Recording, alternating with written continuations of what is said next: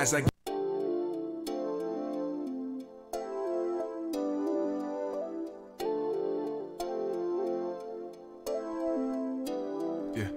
As I got another rhyme, another rhythm for y'all to listen. I'm never quitting on my mission. I'ma roll with what I'm giving. Got some ambition, this new edition, filling positions. Looking at the void in myself and feeling what's missing. Better watch the way you going, better go in the right direction. In the moment you stressing, but you gon' be counting blessings.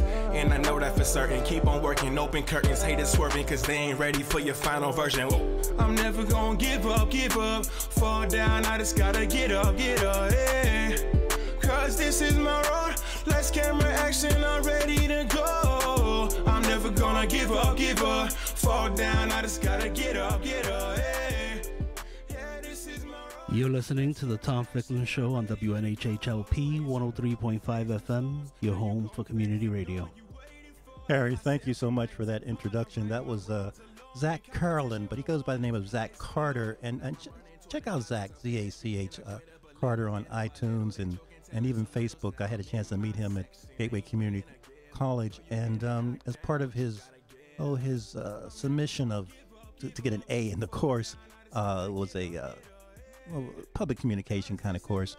But there's so many ways to communicate. It doesn't have to be necessarily with speech or a presentation, but it also can be with music. We understand that music is perhaps the universal kind of way of communicating. So Zach kind of prepared that song and submitted it, and I gave him an A. You know, I guess I had to. So, and I've been playing it for the last 10 months, and I probably owe him some money for the rights to. But I guess I'm so appreciative of young people and how they can kind of contribute to society in whatever stage and station in life you might be. If there's always that opportunity to be an agent of change, and when I say an agent of change, you may not be on the headlines, you may not be on the front page of the New York Times or the New Haven Register, but you can make history. Just knowing someone that you may see today, talk to today, text today, email today, yell at today. The interaction among us, that's history making. Our cells are taking in that information. We're digesting what's going on, and so just keep in mind that the body, mind, spirit has a number of ways of kind of communicating with one another. And believe it or not, we are supposed to be one planet, and I like to kind of lift that up as a mantra. And I do believe that we can all get together.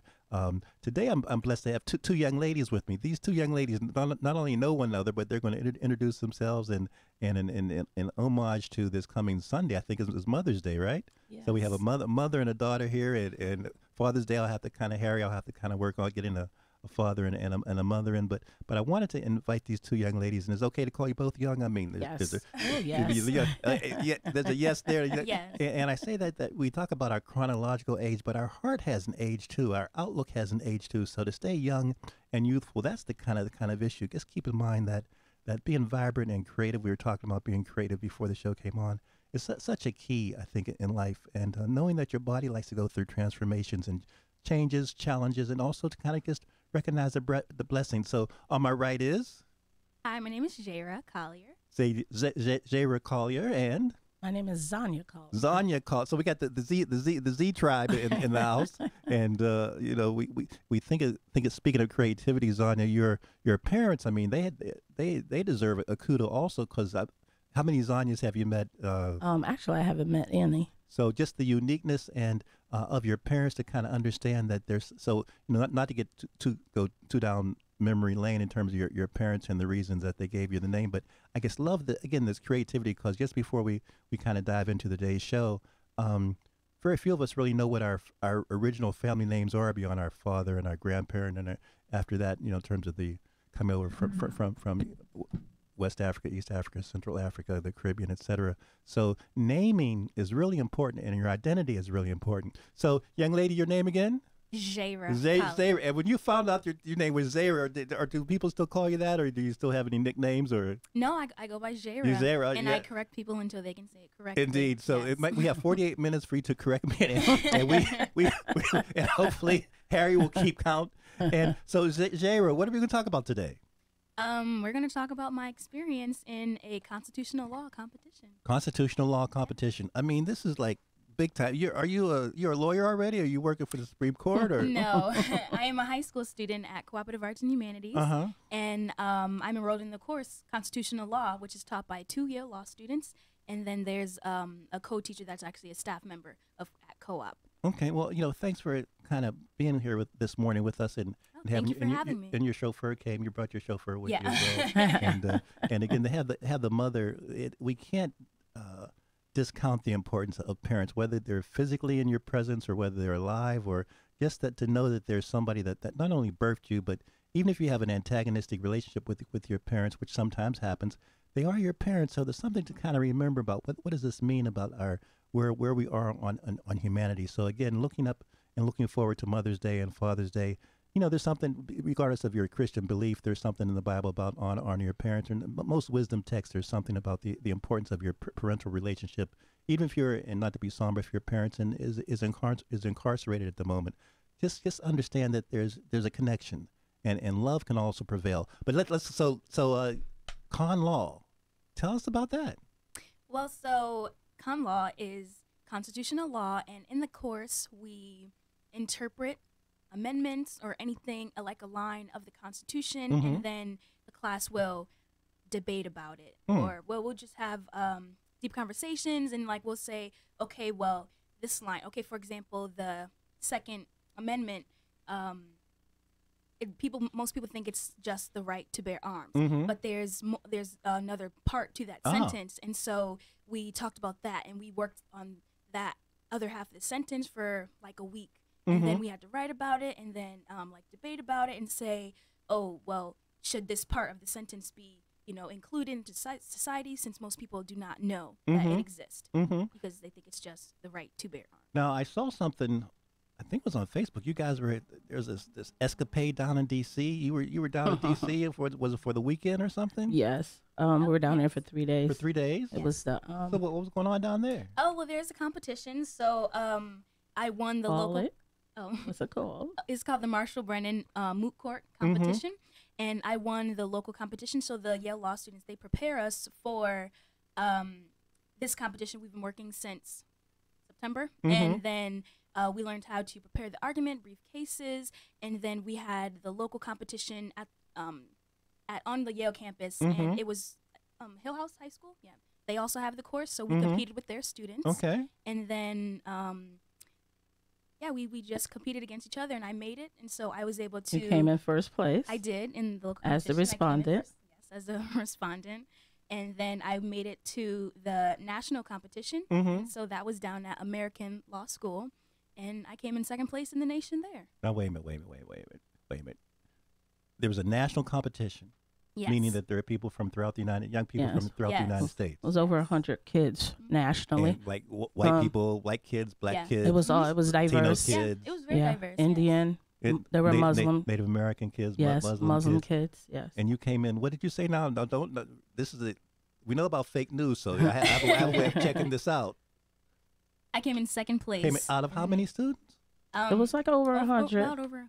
And they had the ones that went to D.C. They also had to pass their preliminary competitions. Yes, locally, in their state. In their state. Yeah, each student that was there was represented by a law school.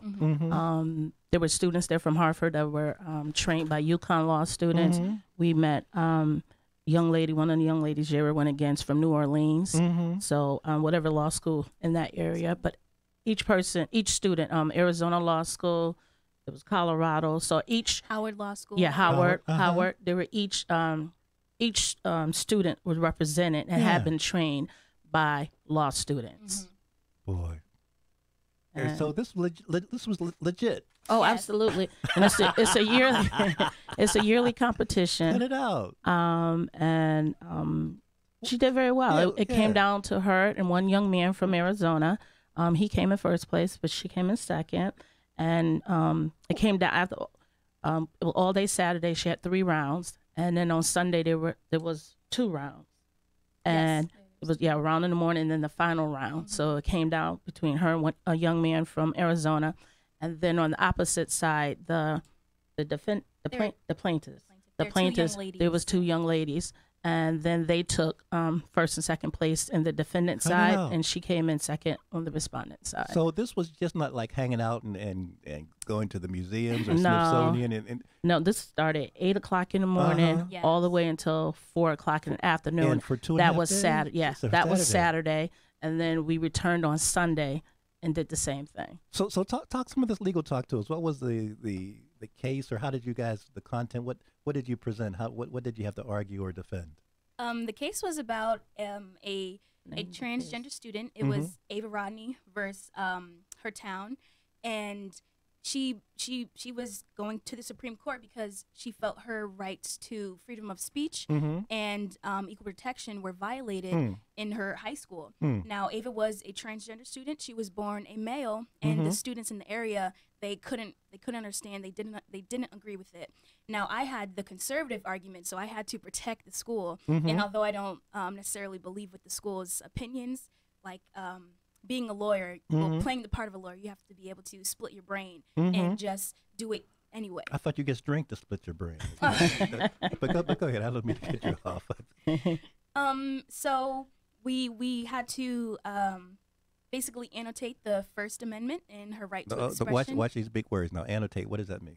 So just break down every word. So we had to talk about expression like religion, like what you're wearing, the right to assemble, and things like that. So we worked on breaking that down. And then for the 14th Amendment, equal protection and everything that's under equal protection. And so in the case, let's see. So we had to learn the facts. We had a big case packet, and we had to read it cover to cover. On site, or did you have a chance to prepare prior? Was it available to you prior to arriving in D.C.? Yes, it was. We worked on it for maybe 2 months, I believe. And yes, we had the whole time to prepare. And did I hear you say, I don't want to put words in your mouth, that from a personal standpoint, you might have had a different legal approach or opinion about the decision, but you had to defend an argument that was perhaps even contrary to your inherent beliefs. Yes, I did. That's challenging. Yes, and that's challenging. The mama bear, and I was upset because I was like, they have my baby, defending or, defending a cause that she doesn't believe in. Yes. And then, and I'm going to tell you, it wasn't an easy competition. The judges were brutal. They were. So who were the judges? Like, they were the legal? They were legal teachers. They were they were lawyers. They were actual lawyers. Oh, boy. And a couple of them. DC, they were in DC. The local competition, they were law students. What I witnessed, they were actual lawyers, and many of them were prosecutors. They worked in the D.C. area, and then the final competition, 2 of the 3 were actual district judges, D.C. district judges. So she's also leaving out that not only did she have to defend a case, but she had to know case law. Yes. Like Tinker Tinker. v. Des Moines. Yeah, Tinker. So cases from 1968. Tinker like in Tinkerbell? No. Yeah, no. Tinker as in back during Vietnam when the students were protesting. They wore black armbands. And they wore black armbands or had the long hair. And they sued because... I'm sorry, car. See, I'm getting them mixed up. You got to get annotated. You got to get your annotation together. But, and I'm just going to tell you, I was so impressed with the young people because they knew the law. Now, when I was in school, I had constitutional law, so there's certain things were coming back to me. But those kids were on it. They were, and the competition was stiff. It wasn't like, one person went in and blew another person away. They were going back and forth, and the judges were not given any leeway. They were coming at my daughter. And I was sitting over there, and I was like, "You're getting them the eye. You're getting them the eye roll." No, I was like, "You're getting them the eye roll." And I was, I wanted, trying to be cool, right? I didn't want her to get disqualified. But no coaching from the audience. One of the judges, after, and I don't know if he sensed my, me, I imagine getting upset. Afterwards, both of them, they said, we were hard on you because the better you are, the more we want from you, the more you give us. And one of them actually told her, we were trying to shake you, and you were unshakable. And they were like, you were fantastic. On the inside, I was shook. I just had a good. Amen to that. Yeah. You're listening to the Tom Ficklin Show, and again we have Zherah and Zania Collier. And Zherah is going to chat with us a little bit about some of the other things she's involved with. But I still want to stick on this con law because particularly for Zania, you and I, we've been around the track of a little bit life-wise. But, I mean, this legal thing, whether it's impeachment, but whether it's reparations, whether it's civil rights, whether it's gun control, we can see how these legal issues, and the Parkland students in particular, that's when I was so attracted to kind of see the training that you have gotten and your other students, but also how you've achieved under these circumstances. I just wanted to have you on the show for a variety of reasons, but just to publicly congratulate you for your perseverance, for your dedication. I know your friends are your friends are feeling the positive energy that you inspire and the network that you're creating and going down in D.C. And I'm assuming you guys are staying in touch with one another, meeting prosecutors, meeting lawyers, meeting law professors. Thank you. This is something that we need more. I mean, just so much. In my young age, I guess we always look. I can't speak for you, but I know I have my moments of depression each day, Right. and just finding these glimmers of hope. Absolutely. And these glimmers of inspiration is what kind of selfishly wanted me to kind of.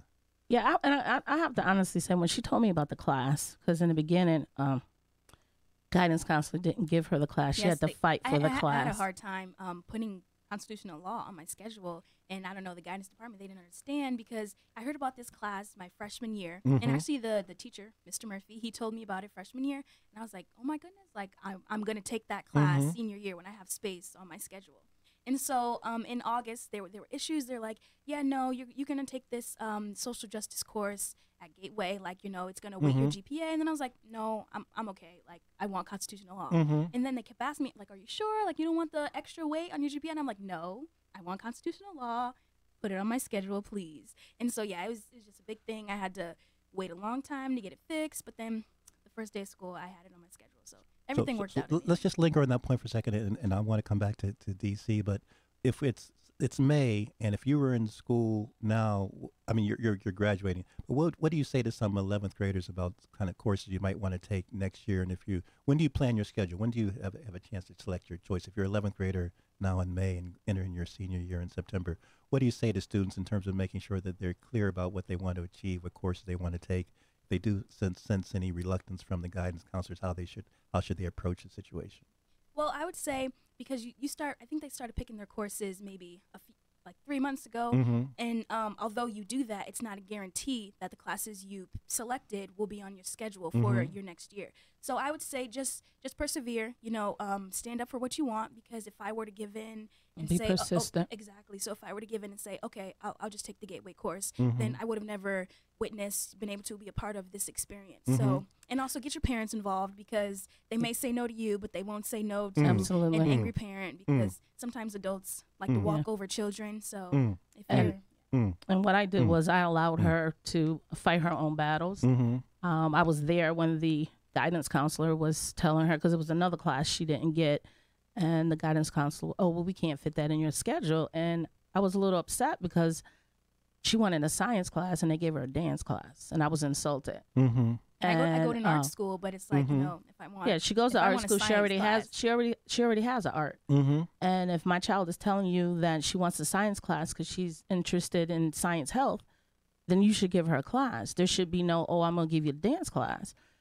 So I was a little upset, and I sat there and I, you know, looked at her and I said, do you need my help? She said, no, Mommy, I have him. You got it. I was like, okay. yeah, I got it. And I'm sitting there and I'm looking, because I'm trying, you know, let her advocate for herself. And one of the comments the teacher said to her, oh, well, this class taught by Gateway instructors. And she looked at her and she said, this class is taught by Yale law students. Meaning, you know, and so like I said, I sat there. The adjustment was made. Yes. I was happy. But while we were down in D.C. after, you know, she won and, you know, got all her little trophies and everything, and I looked at her and I said, just think, if you would not have gotten this class, we wouldn't be in this place. And when she called me on the phone to tell me that she won first place, I was at work. You know, I teach, and, you know, she gets out because I teach at a middle school. So she's like, Mommy, I won. And I'm like, huh? I'm like, you won what? She told me. And I'm like, you won? And it was pouring down raining. See? And she said, yeah, I just wanted to call and let you know I'm on my way to the federal court. I'm like, you're on your way to where? She goes, oh, Mommy, we get to go. And I'm like, okay. I'm like, tell me when, you know, when everything is through and, you know, when I get out of school. But I think back, and when she said, Mommy, I get to go to D.C. I'm like, you going to D.C.? She said, there's a national I didn't even know. But all the ramifications. I didn't know. Yes. And once she was a part of it, and then they had asked me to, you know, help chaperone because they didn't have a female teacher at co-op to go along with them. I was like, sure, I'll go. See, and I was just and I would have been there anyway, as her parent. But to go there and to help support the other Official children, chaperone, because there were yes. 3 children from Hill House. Okay. And Mr. Jack Pulishin. Shout out to Jack. Yeah, he's in charge of that law class at Hill House. So there were 3 students that represented Hill House, and there was 3 students that represented co-op, and then the Yale students. So it was about, I think it was 13 of us. Entourage, right? All You guys descended on all on the DC. Amtrak train. And Mr. What's his first name? I'm sorry, I can't even. Yeah, I'm sorry, Harry Murphy. He's a teacher of the co-op. Shout out to Harry. Team. And we just had it was just a really great time. And I'm sitting there like I'm a big kid, and I'm trying. You are a big kid. Yeah, no, yeah, but I'm trying. We know that. Is that true? We know that to be true. We know that to be true. And I'm young at heart. Right, and I'm sitting there trying to pull back and not let her see me because I was nervous for her. Yes. I was praying for her. I wanted the best for her.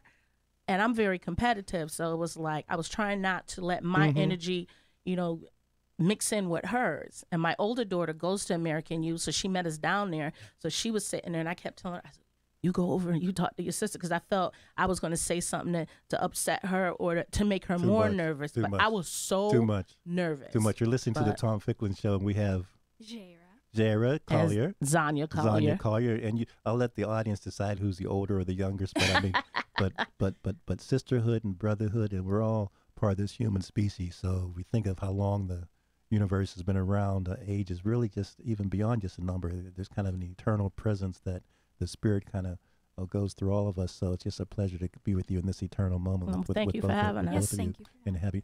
Before we move to some others, but I guess in DC. You came in second place. Yes, I did. What do you think you could have done to have come in first place? Well, I think it was my last time when I was going against the other student from Arizona who was the finalist. I got really nervous, and then one of my coaches, shout out to Peter Beck, he was the law student, he was telling me, he was like, Zherah can be nervous, but Zherah portraying the lawyer can't be nervous. And I was trying to hide my emotions, and I was really getting worked up. So I think the other student just had a better presence when he was up there. Like I did well the other times going, but my nerves got the best of me for the last time. I'm just going to say this. On Saturday, she was not nervous at all. Sunday morning, she was fine. Sunday afternoon, I noticed a little bit. However, there was a older woman that we met who her uncle, the Marshall Brennan, is named after her uncle. So he was one of the Supreme Court justice. And she was there with her mother, which is her mother's brother. The program is named after. And she was sitting next to us. And when they called the other gentleman's name, she came over and she goes, "You got robbed. You should have won." That's what she said. That's just a mom. No, seriously. Listen. Listen. And then she said it in front of the judge. We're going to have to replay. You. We have to see the video. We got to see the video. No, I'm serious. We got to see the video of the presentation and have a people's choice. We got to have a people's choice vote. And the thing is, because I want to win. So when Zherah said to me, she said, "Mommy, I'm happy that I came. I still placed." She said, because I was a little nervous, so I'm okay with coming in second.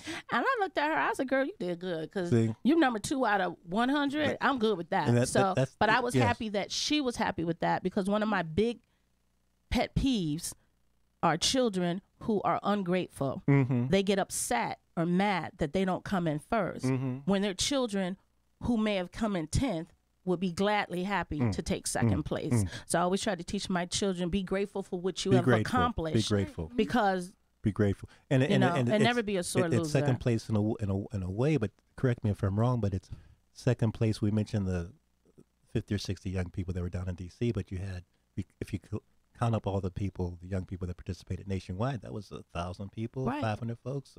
Well, I don't think it was that many. I think it was a little over 100. But I mean in D.C. But the people, if you count up all the local, you're right. Absolutely. So this is moving up the ranks to the big leagues. Before I know I keep on saying this before we go, but I'm just so intrigued with your being there. Share a little bit of this legal talk again. Say anything. I don't care what you say. Say anything about the experience or the case, Virginia case, or the case. Because for folks, we hear a lot about hip hop and language and slang. But for you, and you're 17? Yes, I am. For a 17-year-old to kind of have the articulation and the vocabulary at this stage in terms of viewing life, we got to have these words to help us see the various aspects of life and the gradations of life and how the systems work and how you can be entrapped in the system, but you can also have to find your liberation in the system, and that's the true challenge. So just talk a little legal. Say anything. You say talk whatever. about the basis that you argued your case on. Hold on. Sorry, it was a month ago. Let me think. Well, I can say my introduction for you. Sure. So I would start by saying, "Good morning, Your Honors, and may it please the court. My name is Zherah Collier, and I represent the respondent, Metro City High School. Your Honors, this case is about a high school trying to protect and accommodate the needs of its entire student body.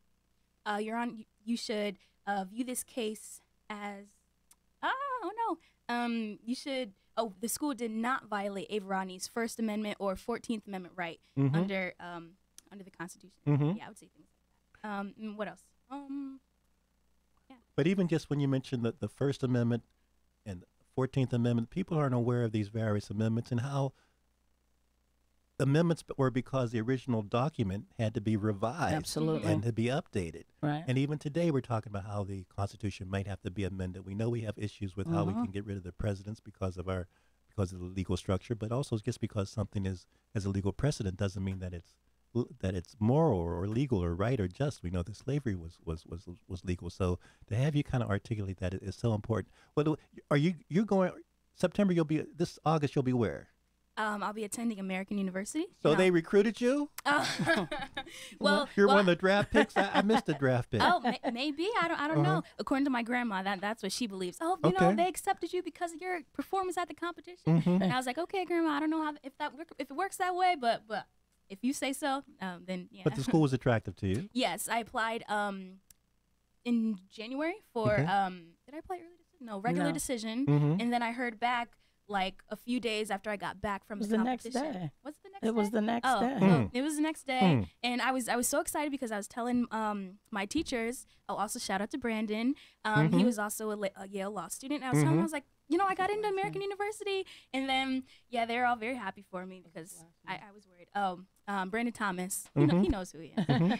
But yeah, for the general public, and yes. See that's. And she also, she's being humble right now, but she not only got accepted to American University, she was accepted to a special program for global studies. Tell them what the program is. Tell us what the program is.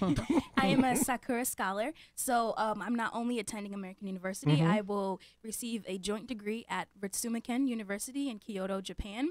So I will go there and study global international relations.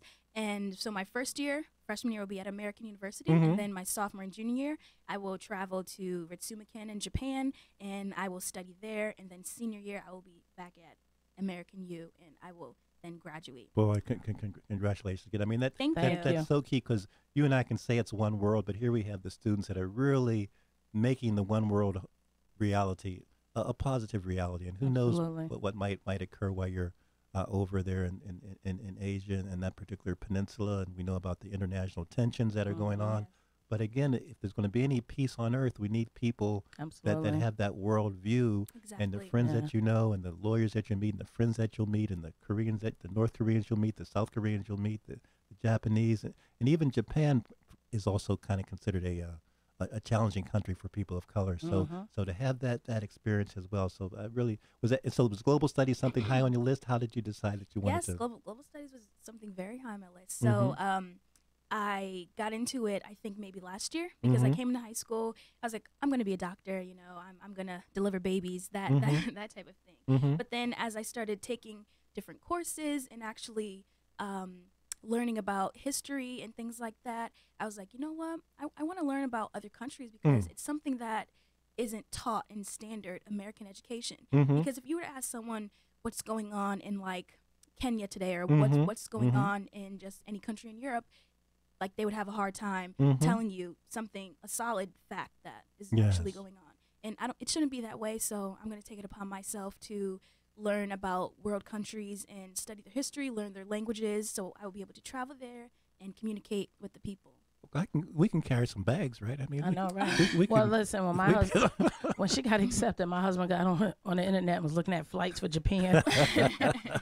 So the other thing is she wants to be a diplomat. That's how it all started. Okay. So she has experience in dabbling in different languages. I'm not going to say she's fluent in Spanish, but she's at the level 4 in Spanish in school, and she took a course at Yale in Swahili. She's currently taking 2 courses at Yale now, Arabic and Ukraine, through the World Language Program. So she herself has been. Is this your agent? I know this is your mom's, but is this your agent? No. It may seem that way. Yeah, she sounds like the agent to me. They tell me. I hope you paid her well. Yeah, her and my other 2 children, Mommy, you always bragging about us. I said, Mommy's proud, but I do tell people. Amen. Happy Mother's Day. Thank you. But I do tell people, my close friends, when they're naughty, because they're not perfect. Yes. And neither am I. None of us are. But they, they do some things. I'll be like, oh, wait a minute now. So, they, for the most part, they're good kids, and I feel blessed because I was such a bad kid. Well, I had issues, so the Lord works in mysterious ways. Well, not only that, he took mercy on me. Mercy. He knew I had a rough childhood, and he decided, whatever, however you refer, they took mercy on me and gave me a break when it came to raising my kids. Because what else we have on the list here? What else do you have on our list of things to share? This is the Sharing Moments Tom Ficklin show, and we have on the show Zherah Collier. Zania Collier. All right. So I have my summer goals. Summer goals. Yes, and I actually won an internship, earned an internship at Bank of America. They have a student leader program, and it's to learn about nonprofits, like the government side of nonprofits, basically just how to run your own business or nonprofit if that's something you'd like to do in the future. And it is. I would like to start my own nonprofit someday. And so I'll be the nonprofit for New Haven is LEAP. So I'll be working there. I believe on the corporate side. I'm not. This is gonna be my first year doing it, so I'm not too familiar with how everything will work. But I have orientation May 21st, so then I'll learn about what I'll be doing for the summer. Boy. Yeah. Full-time job. I'll be working like probably a 9 to 5 or maybe like 9 to 4 or something like that. And a shout out to Bank of America and LEAP. Yes. LEAP is a long-standing, maybe a 20, 25, 30-year institution here in New Haven, and was started by people that had visions, and Calabresi and others, people that had a vision about how can we move education ahead, how can we move athletics ahead, how can we move toward more of a cohesive New Haven area particularly for young people and urban youth. And Henry Fernandez is over there now, and some of you may remember Henry ran for mayor and was also has worked for the American Enterprise Institute, and now is back at LEAP. So there's good connections. Bank of America, in terms of banking, we can talk about that at another show. We know that the issue of finance and the state of finances in America, and particularly in terms of Wells Fargo and Bank of America, and also other banks, they've had a kind of a checkered history throughout America, throughout our history. But nonetheless, we got to work with these. There's this systems interaction, the corporate, the nonprofit, how things operate and work. This is what education is supposed to be all about. So really, just for you to be in the hub, in the midst, right in the center of all of these various. People have various agendas, people have various passions, people have various purposes, but for you to be clear about your vision, that's just so key and tantamount to kind of know who you are and what you can do, and to advocate for yourself if you ever need to. Well, I'm just going to say it's been a long journey. She's finally settled on something.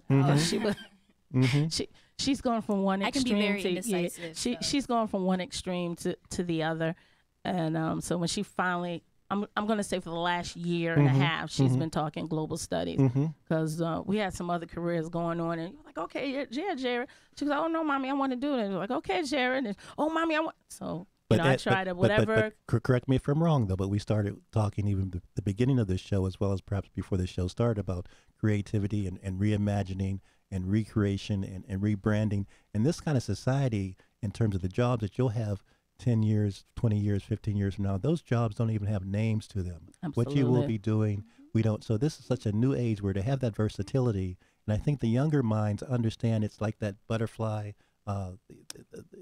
becoming going the into caterpillar, the cocoon. Yes. That phenomenon is really, I think it's very apparent. You can see it, and so we have these words: entrepreneurial, creative, etc. But the younger generation, you and I would be the same way. Right, absolutely. But their talent, your talent is there, your drive and your energy and your interest level and the curiosity. So that's what drives you. Yeah. What else we got on your list? Oh, well, for the Bank of America Leader Program, there's going to be a summit down in D.C. Okay. 1 week in July, and then we're going to meet public officials and talk about. Well, I'm going to meet the other student leaders from all over the nation. See, and then tremendous. We're going to talk about how to run nonprofits, and then I guess we're going to mix and mingle with big business owners.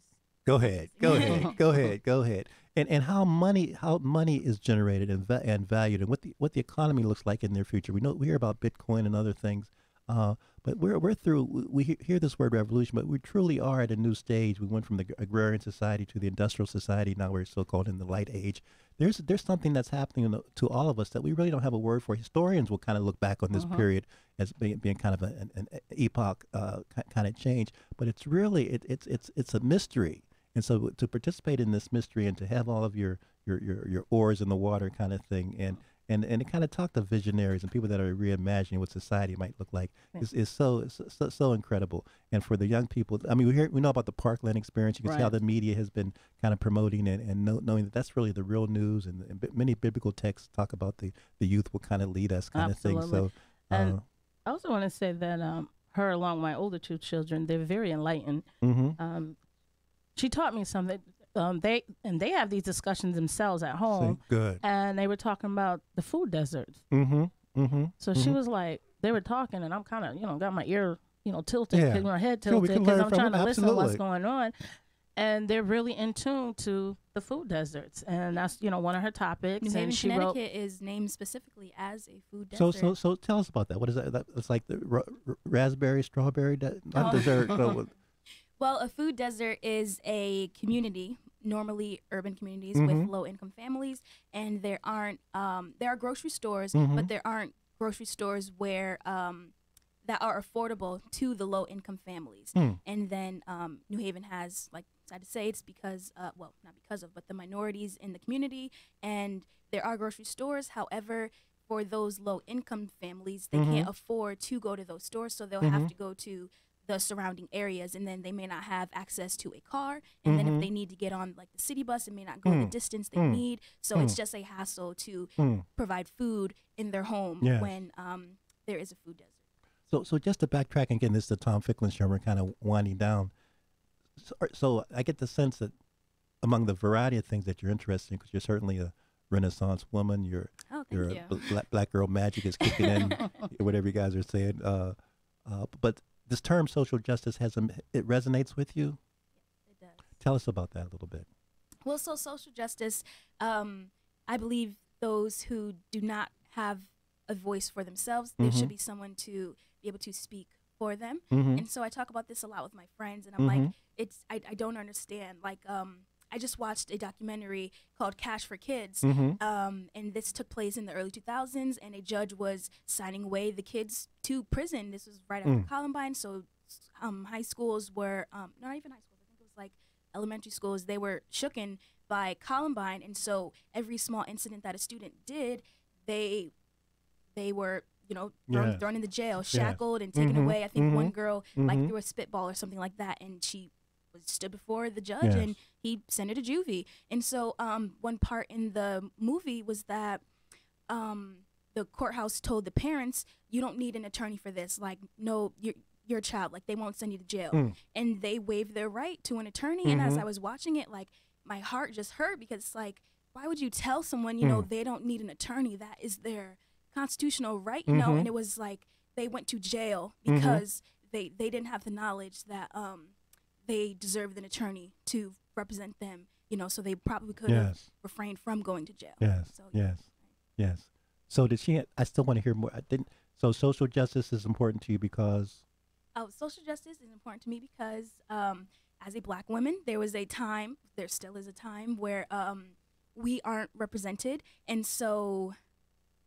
Yeah, I feel, I don't know, maybe I should become a lawyer. I feel there should be someone there should be someone that that dedicates their time to help those who can't help themselves. Tremendous. More so like under the law, just like in their job, their fields or anything like that, because there's always injustice somewhere. With systematic violence, I took a peace and conflict studies course at Gateway, and I learned a lot about systematic violence. So everywhere I'm always analyzing, I'm like, there goes that systematic violence.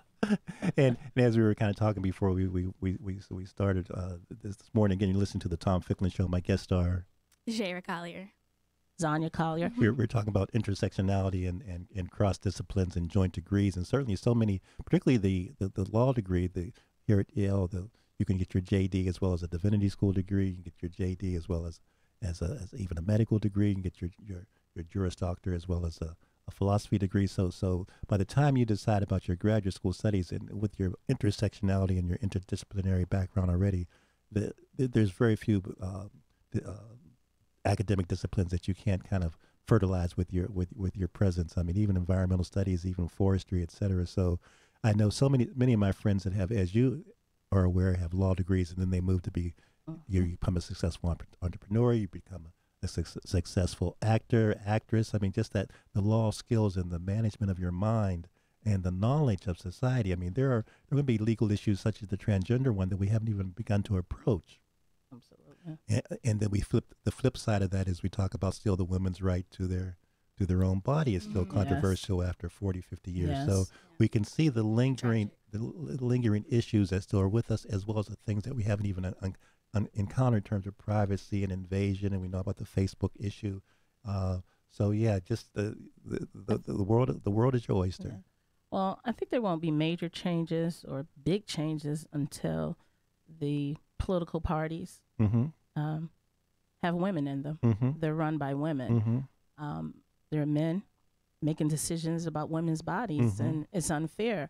How can you be a voice for me when you don't understand me? How can you pass laws about me when you're not me? And then on the flip side, to say it is wrong to, have an abortion, whatever your view is, but then on the flip side of that, you want to force a woman to have that child. And then on the flip side of that, you don't want to give aid to that woman that has that child, because that woman, whatever that woman's reason is, but one of those reasons may be, I can't afford this child. Oh, you have to have that child. Then once you have that child, you trying to cut aid. That doesn't make sense. That is not logical. Yes. So until women are the majority, or there are a lot of us in Congress, in the White House, we would still be having these controversial conversations because we're not represented, as a whole. We get a little smidgen, but we're not represented as a whole. So it's time for the men to step back and let the women take control. Well, you guys are just going to take over regardless. Just keep Harry in mind. Just keep Harry in mind. Remember, we're on the good side. We're the good guys. Just keep us on the good list. Now that's not a dagger at men. That's just a comment made to those who are in office who do not represent all of us, because we are one diverse nation. We've been very diverse for many years. But if you look at our political parties and our political leaders, we're not. And people's like, oh, well, Obama was in office. Okay, Obama was one man. Okay, Obama himself as president, as the executive chief, still had issues with the congressional people, because there were not enough people who look like him or look like me to help get what he wanted to do passed. So we're winding down, ladies, and I have with me Zherah Collier. Zania Collier. And I just want to say, my husband, Russell Collier. Hey, Russell, shout out to Russell. Definitely Russell, since we've been kind of bashed over the last 3 or 4 minutes, so bring in Russell. In fact, ask Russell to come in. We need some help. Last words, thoughts, where a few other things we didn't get to on your list, but I guess want to hear your voice and say anything you want.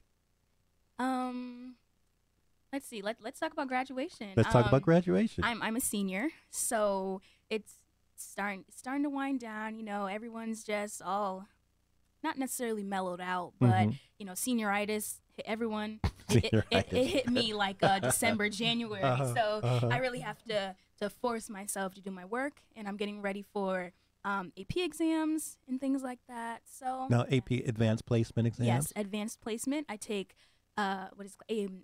advanced placement language and composition. So, and the advantage of the Mayor Harp had an event at City Hall where some of the students from an increased number of students from Hill House are taking advanced AP courses, and it's so important to get into that pipeline. The advantage of taking the AP exam is what? if you pass the exam with a 3, 4, or 5, you receive college credit. And so if I pass the exam, I won't have to take a basic English class when I go to college this fall. Excellent. So you can move quickly ahead, kind of keep your brain stimulated, and it certainly is a kudo. Oh, thank you. Certainly is a kudo. Before I give moms the last word, I'm going to ask her to talk when we only have 1 more minute left. That way that she can't, even if she continues talking, Harry will cut us off. But I want to give you kind of your last word as well. Well, I'm not sure what to say. Thank you for having me, because this was... What do you want to say to your young people, your friends, your squad, your crew? Shout out to my friends, Victoria, Lauren, Maya, Gabby. Well, all of co-op, the senior class, like we made it. We're graduating 2018. To all my teachers, because I've been blessed to actually have some really great high school teachers, and there were some of them that took me under their wing. I was with them outside of class, spending time together. So yeah, co-op is a great school. If you're in 8th grade, I hope you're going there. And what kind of affirmation do you want to share with them? What kind of good spirit or good tidings or a successful future do you want to share with them? I would say just hang in there, because honestly, high school is worth it. Unfortunately, people drop out because they can't handle it. But if you do what you need to do, stay focused, maybe find your niche, like your group of friends, whatever activity you like to do. Because it took me, I think, to sophomore, junior year to really find myself into a place where I knew I would be able to excel just in college and high school and things like that. So stand up for what you believe in. Never let anybody demean you or anything of that nature. Perfect. Moms, 30 seconds. Moms, 30 seconds. Thank you for inviting us. Thank you for highlighting my child. And kids out there, find your support. Yes. Hopefully it will be your parents. Yes. If not, find a teacher or a community leader. Right. Never give up. Life is worth it. Excellent. Exactly. You are the difference we need in the world. You are loved. Excellent. Thank you, ladies. Thank you. Thank you so much. The sisterhood, the motherhood, the familyhood, the peoplehood, the worldhood. The world is a hood. So let's kind of understand we're all on this journey together. I just want to shout out my older two, Danaja and Shekinah. Hey, Collier. Danaja. Mommy loves you. Mommy loves you. I love you too. Is Danaja coming home for the summer? No, Danaja got an internship out in Chicago. He goes to Columbia College in Chicago. All right. So he's doing an internship, and he's waiting for another callback for another internship. So there's a possibility he'll be doing too. Cut it out. Yes. Thank you, ladies. Thank you, everyone. And thank you for having us. Tune in next Monday. Everyone have a blessed week. And happy Mother's Day, everyone. Thank you. All right. Bye. I'm never gonna give up, fall down, I just gotta get up, hey. Yeah, this is my road, lights, camera, action, I'm ready to go. Way too long, we faced them storms, now you gon' face the dawn you waited for. I said from night to dawn, I right my wrongs alone, in competition with warnings, ice galore. Now I'm running